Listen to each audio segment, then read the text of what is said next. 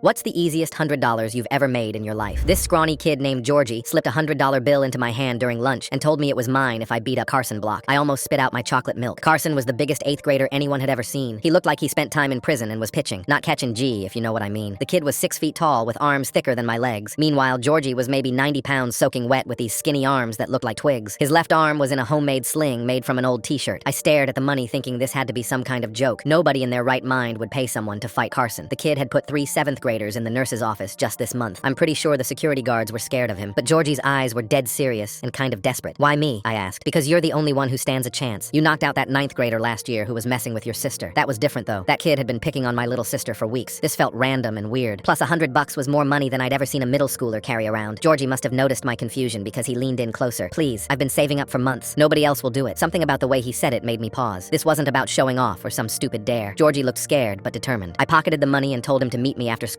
to explain what was really going on. We sat on the bleachers by the empty football field. Georgie kept glancing around like he was worried someone would see us talking. Up close, I could see bruises on his neck that looked a few days old. His homemade sling was because he couldn't afford a real doctor. Carson and his dad moved in with us 2 months ago, Georgie finally said. His dad is dating my mom. The story came out in pieces. Carson's dad was a mean drunk who'd charmed Georgie's mom at first. They moved in way too fast and everything changed. The man would scream at Georgie's mom over tiny things like dinner being 5 minutes late. Georgie heard slapping sounds through the walls at night. His mom would have bruises she'd try to cover with makeup. Last week I saw Carson hit her too, right in the kitchen. She dropped a plate and he just backhanded her like it was nothing. Georgie had tried to step in. That's how his arm got messed up. Carson had grabbed him and twisted until his arm snapped like spaghetti. They told his mom he fell off his skateboard. She believed it because what else could she do? They were too poor for the emergency room, and his mom was scared of making Carson's dad angry. I've been saving every penny from mowing lawns and collecting cans. I figured if Carson got hurt bad enough, they'd have to leave. His dad can't afford medical bills either. I handed the money back to Georgie. Keep it. I'll do this for free. His eyes got wide and he started to argue, but I was already planning. Carson was strong, but he was also cocky. He'd never expect someone to actually come at him with a weapon. The next day at lunch, I grabbed a metal spork from the cafeteria line. It wasn't much, but the pointed edges could do damage if I aimed right. I found Carson by his locker between classes when the hallway was crowded. He was alone for once. I didn't give him time to react. I jumped on his back and went straight for his eyes with the spork. He screamed and tried to throw me off, but I held on tight. Kids started yelling and phones came out to record. Carson stumbled backward and slammed me into the lockers, but I didn't let go. I kept jabbing at his face until I felt the spork connect with something soft. Teachers came running when they heard the screaming. They pulled me off, but the damage was done. Carson was on the ground, holding his eye with blood seeping through his fingers. The spork had caught him right above the eyebrow and opened up a gash that would definitely need stitches. They took him away in an ambulance while I got marched to the principal's office. 1 month suspension and possible assault charges. My parents were furious. The school wanted to expel me completely, but I kept thinking about Georgie's mom covered in bruises. 2 weeks into my suspension, Georgie found me at the park. He looked different. He stood straighter and confident like he got some play. He said Carson's dad had tried to make Georgie's mom pay the hospital bills. When she refused and threatened to call the cops, he packed up and left to live with Carson's grandmother in New Jersey. Gross.